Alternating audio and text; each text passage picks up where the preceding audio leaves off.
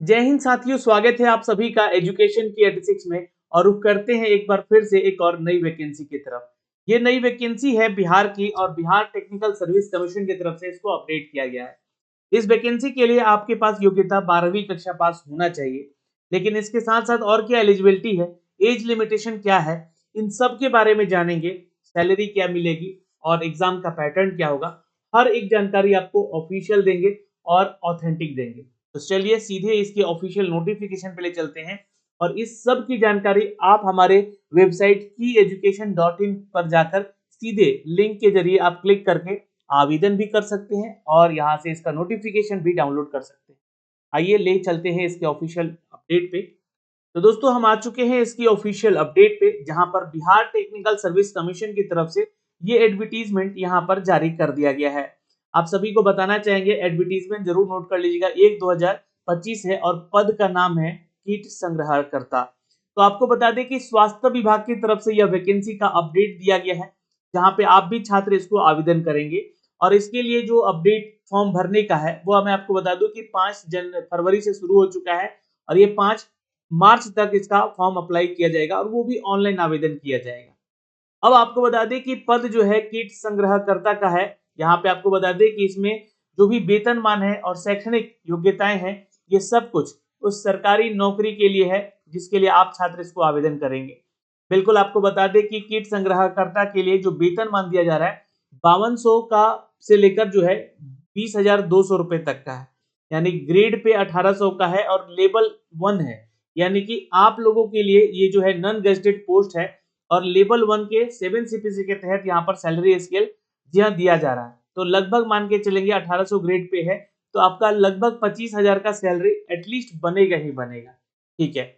योग्यताओं की बात करें तो यहाँ पर 12वीं कक्षा पास आपका होना चाहिए, लेकिन मैंने जैसा कि कहा यहाँ पर कि एलिजिबिलिटी में थोड़ा सा यहाँ पर ध्यान दीजिएगा तो समझ में आएगा चीजें कि जो 12th होना चाहिए आपका वो साइंस यानी कि बैकग्राउंड से होना चाहिए, आपकी उत्तीर्णता होनी चाहिए। कितने पदों की टोटल वैकेंसी है इसके बारे में जानेंगे, लेकिन उससे पहले मैं आपको थोड़ी सी एलिजिबिलिटी और बता देना चाहता हूं। और चूंकि अभी मैटर जो है यहाँ पर जो आप लोग का ये रोस्टर तैयार करके दिया गया है टोटल पदों का, ये मैटर अभी जल्द चल रहा है सुप्रीम कोर्ट में। और जैसा कि अपडेट आएगा, सुप्रीम कोर्ट का फैसला आएगा, ये आपका जो है फिलहाल 65% पे भी किया जा सकता है। फिलहाल 50% के आधार पर जो है ये रोस्टर तैयार करके दिया गया है नई वैकेंसी का। 18 साल एज लिमिटेशन रखा गया है। 1 अगस्त से इसका एज कैलकुलेशन किया जाएगा। जो छात्र यूआर कैटेगरी में है वो मैक्सिमम 37 साल तक आवेदन करेगा और जो फीमेल कैटेगरी में है यूआर फीमेल में, तो वो जो है 40 साल तक आवेदन करेंगे। बाकी अगर आप ओबीसी, ईबीसी या फिर पुरुष महिला है तो भी आप 40 साल तक इसको आवेदन कर सकते हैं। और अगर आप यहाँ पर एससी एसटी कैटेगरी से आते हैं, पुरुष है महिला है, तो 42 साल तक इसको आवेदन कर सकते हैं। आयोग के द्वारा जो मैट्रिकुलेशन या उसके समतुल्य प्रमाण पत्रों से अंकित उम्मीदवारों की जन्म तिथि कैलकुलेट की जाएगी और 1 अगस्त 2024 जो होगा आप लोग का ये कैलकुलेटिंग ईयर होगा, यानी कि यहाँ से आपको कैलकुलेट किया जाएगा कि आप कितने साल के हुए हैं। फिर आपको देखिए तो एज में छूट उनको मिल रहा है जो कि यहाँ पर सामान्य प्रशासन विभाग की तरफ से आलोक में दिव्यांग कैटेगरी के आते हैं, 10 साल का छूट उनको मिल रहा है। आरक्षण का लाभ सिर्फ बिहार के छात्रों को मिलेगा, इस बात का ध्यान रखिएगा क्योंकि ये बिहार की सरकारी नौकरी है। और यहाँ पे आपको बता दें कि अन्य राज्य के छात्र अगर इसमें फॉर्म भरते हैं तो यूआर कैटेगरी से फॉर्म भर सकते हैं। ऑनलाइन आवेदन इंगित कॉलम में अपना आरक्षण बताना होगा, नहीं तो उसका अगर नहीं बताते हैं तो आपको यूआर कैटेगरी में नहीं कैलकुलेट किया जाएगा अगर आप आरक्षित वर्ग से आते हैं तो। आरक्षण का लाभ उन्हीं उम्मीदवारों को मिलेगा जिनका स्थायी निवास बिहार राज्य है, अर्थात बिहार के वो मूल निवासी, यानी कि रेसिडेंशियल सर्टिफिकेट भी आपसे मांगा जाएगा। बिहार राज्य के बाहर के निवासी जो होंगे यहाँ पर आरक्षण का लाभ दे नहीं होगा। ऑनलाइन आवेदन में भरा गया स्थायी पता, यानी कि जो आपका परमानेंट एड्रेस है, वही आरक्षण प्रयोजन के लिए स्थायी निवास का अनुमान्य होगा। तो अनुमान्य होगा यानी कि आप लोग का जो प्रेजेंट एड्रेस और आपका परमानेंट एड्रेस दोनों पूछा जाता है, तो जो परमानेंट एड्रेस होगा वही आपका स्थायी निवास प्रमाण पत्र वहां का बना हुआ होना चाहिए। ठीक है। जो एससी एसटी कैटेगरी से आते हैं छात्र, उनको अपना प्रमाण पत्र देना होगा, ये ध्यान रखिएगा डॉक्यूमेंट्स में, जाति प्रमाण पत्र और रेसिडेंशियल सर्टिफिकेट जो कि डोमिसाइल सर्टिफिकेट कहलाता है। और ओबीसी वाले छात्र जो है वो क्रीमी लेयर सर्टिफिकेट यानी कि एनसीएल सर्टिफिकेट देंगे और ये स्थायी यानी कि जो रेसिडेंशियल होगा वो भी देंगे। तो एनसीएल कब का बना होना चाहिए? तो देखिए 1 अगस्त 2024 बोला गया है, आपका डेट कैलकुलेटिव होगा यहाँ से।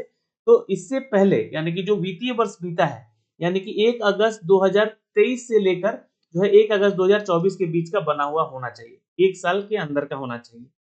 जो छात्र ईडब्ल्यूएस कैटेगरी में आते हैं उनको भी यही डेट रहेगा, 1 साल के अंदर का बना होना चाहिए। सिर्फ वित्तीय प्रमाण पत्र की मैं बात कर रहा हूँ, ठीक है। बाकी अगर आप कोई भी सर्टिफिकेट, जैसे कि आपका जाति है, तो जाति तो आपकी बदलती नहीं है, तो 1 साल 2 साल पुराना भी है तो चलेगा। लेकिन मैं कहूंगा कि सब कुछ अब नया बनवाइएगा तो नया से सिरे से बनवा लीजिएगा। परमानेंट एड्रेस उस पर देख के अपना जो है मूल निवास प्रमाण पत्र बनवाइएगा। इस बात का थोड़ा सा ध्यान रखिएगा। वैसे अगर आप पहले कहीं और रहते होंगे, मान लीजिए कहीं किराए पर रहते होंगे, अब आपका घर हो चुका है, तो उस जगह का आप मूल निवास प्रमाण पत्र बनवाएंगे। आर्थिक रूप से भी यही सिचुएशन है, मैंने आपको बता दिया यहाँ पर, है ना। और जिनका जो कि ईडब्ल्यू सर्टिफिकेट बनवाने का जो भी एलिजिबिलिटी है, वो आप लोग देख लीजिएगा अपने क्षेत्र में, जो कि आपको बताया जाता होगा, आपके ब्लॉक लेवल से बनेगा वही चलेगा यहाँ पे। ये सारा चीज है यहाँ पर दोस्तों आरक्षण से संबंधित, जो कि हमने आपको बता दिया फिलहाल यहाँ पे। और अस्थायी दिव्यांगता प्रमाण पत्र के बाद यहाँ पर रिन्यूअल नहीं होने की स्थिति में प्रमाण पत्र आपका मान्य नहीं किया जाएगा। इसलिए अगर आप कैटेगरी में बिलोंग करते हैं तभी इसका सर्टिफिकेट बनवाइएगा, पीएच कैटेगरी के लिए, ठीक है। और जो कि right of person who disable rule 2017 को फॉलो करते हैं, उसके लिए फॉर्म 6 आपको भरना होगा, जिसमें कि आपका बहुदिव्यांगता के प्रमाण पत्र भी बनते हैं। तो ये आप जो भी डिजेबल कैटेगरी से आते हैं छात्र, उनके लिए है, ये आप लोग देख लीजिएगा यहाँ से। अब रही बात की जो भी नाती पोते हैं स्वतंत्रता सेनानी से संबंधित हैं, उनके लिए भी आपके अपने गृह जिला से ही, जो कि आपका जिला पदाधिकारी होंगे, डीएम लेवल का ये बनेगा सर्टिफिकेट, ये आपसे मांगा जा रहा है, ये ध्यान रखिएगा। ये आपका जो है डीएम लेवल का बनवाना है। बाकी अगर आप आरओ या सीओ लेवल का बनवाते हैं सर्टिफिकेट, जितना भी ऊपर है वो चलेगा, लेकिन ये जो अगर छात्र बिलोंग करते हैं उनको डीएम लेवल का बनवाना होगा। फिर यहाँ पे आइएगा तो ये सारा चीज दिया गया है आपके आरक्षण संबंधित सूचनाएं हैं, जो कि आप कैटेगरी में आते हैं तो आपको उसका बनवाना पड़ेगा। आप ट्रांसजेंडर कैटेगरी से आते हैं तो भी आपको यहाँ पर अपना उसका सर्टिफिकेट एक अलग से बनवाना पड़ेगा।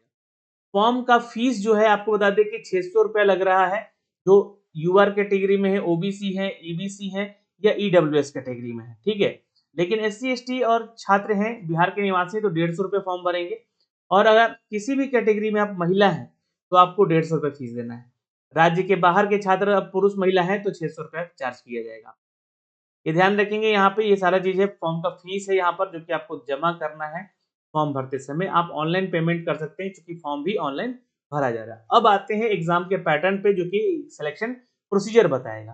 तो कीट संग्रहर्ता का ये पद है दोस्तों, जहां पर इंटरमीडिएट आपका जो 10th-12th है वो विज्ञान संकाय में होना चाहिए, ठीक है। ये ध्यान रखिएगा, आप जो है फिजिक्स केमिस्ट्री मैथ पढ़ते हो या फिजिक्स केमिस्ट्री बायोलॉजी पढ़ते हैं तो आप इसको आवेदन करेंगे, ठीक है। पीसीएम आपका होना चाहिए स्ट्रीम, या पीसीबी होना चाहिए, ठीक है। तो ये ध्यान रखिएगा। और शामिल किए जाएंगे, किंतु एक कीट संग्रहर्ता के लिए जीव विज्ञान से संबंधित ज्ञान वांछनीय है, यानी कि ये डिजायरेबल है, यहाँ से क्वेश्चन रहेंगे ही जीव विज्ञान से, इसलिए कम से कम 50% प्रश्न जीव विज्ञान से पूछे जाएंगे। तो ये टॉपिक ही है, तो जीव विज्ञान वालों को प्रायोरिटी यहाँ पे मिलेगी भाई, ध्यान रखिएगा। सिलेबस अगर हम बात करें, परीक्षा का पाठ्यक्रम बात करें, तो देखिए जो आपका इंटरमीडिएट का सिलेबस है ना, उसी सिलेबस के आधार पे 100 प्रश्न पूछे जाएंगे। अब बहुवैकल्पिक प्रश्न होंगे, यानी कि एमसीक्यू बेस्ड होगा। परीक्षा की अवधि 2 घंटे की होगी और 100 क्वेश्चन होंगे, ठीक है। और यहाँ पे इंटरमीडिएट जो कि साइंस स्ट्रीम से छात्र हैं, प्रश्न उन्हीं के स्तर का होगा। 50% जो अंक होगा आपका जीव विज्ञान से प्रश्न पूछा जाएगा, और 50% 50 प्रश्न पूछे जाएंगे, माफ करेंगे। और प्रश्न पत्र हिंदी और अंग्रेजी दोनों भाषा में होगा, ये एग्जाम का पैटर्न कहता है। यहाँ पे देखिएगा तो ये जो परीक्षा है, ये परीक्षा यानी कि एग्जाम होगा इसका, इसकी एक से अधिक पालियों में यानी कि सीबीटी बेस्ड एग्जाम लिया जा सकता है। और इसमें नॉर्मलाइजेशन मेथड लगाया जाएगा, इसमें पहले ही बता दिया गया है कि हम नॉर्मलाइजेशन प्रोसेस से आपका एग्जाम लेंगे। तो ज्यादा से ज्यादा छात्र फॉर्म भरेंगे ही, और यहाँ पे इसलिए 12th लेवल पे है तो एक से ज्यादा शिफ्टों में परीक्षाएं होंगी। परीक्षा में उत्तर गलत अगर किए तो निगेटिव मार्किंग है, यहाँ पर 1 अंक काट लिया जाएगा, सही उत्तर के लिए 1 अंक दिया जाएगा, और 0.25 यानी कि 1/4 जो है निगेटिव मार्किंग का प्रावधान यहाँ पे रखा गया है। अब यहाँ पे देखिएगा तो नॉर्मलेशन कैसे होगा, तो उक्त परीक्षा के आधार पर सभी अभ्यर्थियों को नॉर्मलेशन की प्रक्रिया अपनाते हुए परीक्षा फल घोषित किया जाएगा। नॉर्मलेशन जो होगा इसके पश्चात प्राप्त अंक के आधार पर मेधा सूची तैयार किया जाएगा, यानी कि नॉर्मलेशन होने के बाद ही आपका ये तैयार किया जाएगा। और ये क्वालिफाइंग मार्क्स है यूआर के लिए, ये ओबीसी ईबीसी के लिए। यहाँ पर देखिएगा तो SC/ST के लिए, और ये जो है आप लोगों के महिला छात्रों के लिए, यानी कि इतना मार्क्स आपको लेके आना होगा तो क्वालिफाई होंगे। बट क्वालिफाई से यहाँ पे काम नहीं चलेगा, यहाँ पे फॉर्म बहुत ज्यादा छात्र भरेंगे तो इसलिए कट ऑफ पार करना पड़ेगा। अब कुछ महत्वपूर्ण निर्देश दिए गए हैं, जैसे कि डॉक्यूमेंट्स को लेकर ऑनलाइन आवेदन करते समय योग्यता, आरक्षण और अंक पत्र यथा जैसे कि मैट्रिक का सर्टिफिकेट आपको और उसका मार्कशीट दोनों ही रखना होगा, इसका अपलोड करना होगा। और 12th का फॉर्म जो आप लोगों ने पास किया है, 12th का एग्जाम पास किया है, उसका अंक पत्र और मूल प्रमाण पत्र भी, और औपबंधिक प्रमाण पत्र, जो कि मान लीजिए कि जो बहुत सारे छात्र इस साल पास होंगे तो उनके पास सर्टिफिकेट जो होगा, अगर मार्च तक आ जाता है, 5 मार्च तक आ जाता है, तो ये ध्यान रखिएगा, वो औपबंधिक यानी कि प्रोविजनल सर्टिफिकेट लगा के भी एग्जाम का फॉर्म भर सकते हैं। लेकिन मैं आपको सबको बोलूंगा कि जिनका भाई सर्टिफिकेट आ चुका है वही फॉर्म भरे। अपियरिंग वाले कैंडिडेट बिल्कुल कोशिश मत करिएगा, क्योंकि आप लोग का सर्टिफिकेट आते आते काफी समय लग जाएगा। जाति प्रमाण पत्र, एनसीएल, आर्थिक रूप से कमजोर यानी ईडब्ल्यू सर्टिफिकेट का प्रमाण पत्र लगेगा। स्थायी निवास, आवासीय प्रमाण पत्र लगेगा। बिहार राज्य के स्वतंत्रता सेनानी है तो उसका प्रमाण पत्र लगेगा। दिव्यांग से कैटेगरी से आते हैं तो उसका प्रमाण पत्र लगेगा। इसके बारे में थोड़ी जानकारी यहाँ पे विस्तारित रूप से दी गई है, तो आप फॉर्म भरते समय इसके अगर यस करते हैं तो ये ध्यान रखिएगा 5 मार्च 2025 तक निर्गत होना चाहिए ये जो आपका दिव्यांगता से संबंधित प्रमाण पत्र आप बनवाएंगे। फिर विज्ञापन संबंधित प्रमाण पत्र अंतिम रूप से भरे जाएंगे। ऑनलाइन आवेदन जो आप लोग करेंगे, हार्ड कॉपी आवश्यक रूप से सुरक्षित रखेंगे। जो आप फॉर्म में भरेंगे, अपलोड करेंगे, उसका हार्ड कॉपी भी यानी प्रिंट आउट करके भी जरूर रखिएगा, ठीक है। छाया प्रति निश्चित रूप से प्रस्तुत करना होगा। जब आप डॉक्यूमेंट वेरिफिकेशन के लिए जाएंगे तो उसको सेल्फ अटेस्ट करके रखिएगा, ये आपको जानकारी यहाँ से दी गई है। फिर यहाँ पे देखिएगा तो आपको फॉर्म भरना कैसे है, तो ये जो वेबसाइट दिया गया है, इस वेबसाइट पे आपको चले जाना है और अपना एक मोबाइल नंबर, एक ईमेल एड्रेस अपने पास रखना है, जिससे कि आप उसका फॉर्म भर सके, रजिस्ट्रेशन कर सके और इसके लिए आवेदन कर सके। आवेदन करने की जो तिथियां हैं यहाँ पे दी गई हैं। आप लोग आवेदन कैसे करना है मैं आपको अलग से वीडियो बनाऊंगा और इसमें ये सारी जानकारी दूंगा कि फोटो का साइज क्या होना चाहिए, 3 माह के अंदर खिंचा होना चाहिए, बैकग्राउंड कैसा होना चाहिए, तो सफेद होना चाहिए। ये सारी जानकारी यहाँ पे दी गई है, आप इसको एक बार थोड़ी पढ़िएगा भी तो समझ में आएगा, ठीक है। नहीं तो मैं फॉर्म भर के भी बताऊंगा, है ना, फॉर्म कैसे भरना है। कोई गलत अगर चला जाता है इन्फॉर्मेशन तो ध्यानपूर्वक भरेंगे, अगर ऐसा हुआ तो आपका पैसा कट जाएगा, ट्रांजेक्शन हो जाएगा, तो उसके लिए उत्तरदायी नहीं आयोग यहाँ पर, इस बात की जानकारी पहले दे दी गई है। और फर्जी तरीके से आप एंट्री करने का कोशिश मत कीजिएगा, नहीं तो कानूनी कार्रवाई भी की जा सकती है। अब रही बात की सर ये फॉर्म जो है कैसे और कब तक भरना है, तो 5 मार्च तक आपको ये फॉर्म भर लेना है, जिसके लिए वैकेंसी निकाली गई है। और ये टोटल वैकेंसी की संख्या 53 है ना। कैटेगरी वाइज यूआर कैटेगरी में 18 सीट है, 6 महिलाओं के लिए रिजर्व है, 5 यहाँ पे ईडब्ल्यूएस के लिए 10, SC/ST के लिए है 1 है, और ईबीसी के लिए 11 है, पिछड़ा वर्ग के लिए यानी ओबीसी के लिए 6 है, और ओबीसी फीमेल कैटेगरी में अगर देखें बीसीएल में तो 2 सीटें रिजर्व। टोटल 53 सीटों पर यह वैकेंसी आई है दोस्तों, जो कि स्वास्थ्य विभाग बिहार पटना की तरफ से अपडेट किया गया है। तो अगर आप इच्छुक उम्मीदवार हैं, आवेदन करना चाहते हैं, तो आप इसके ऑफिशियल वेबसाइट पे आएंगे, जहां से ये सारे लिंक एक्टिवेट किए गए हैं। मैंने इसका लिंक जो है अपने जो वेबसाइट है kieducation.in उस पर दे दिया है, आप यहाँ विजिट करेंगे, बीटीएससी एग्जाम लिखिएगा, बीटीएससी वैकेंसी 2025 आपको आ जाएगा आर्टिकल लिखा हुआ, और आप इसके जो है सीधे डायरेक्टली इस पेज पे आ जाएंगे, जहां से आपको इसके लिए एडवर्टीजमेंट देखने को मिल सकता है, नोटिस देखने को मिल सकता है, इंस्ट्रक्शन देखने को मिल सकता है, और मैनुअली फॉर्म कैसे भरना है इसकी जानकारी यहाँ दी गई। तो मैं आपको कल एक वीडियो बना दूंगा जिसमें कि आपको मैनुअली फॉर्म भरने का सारा अपडेट दिया गया।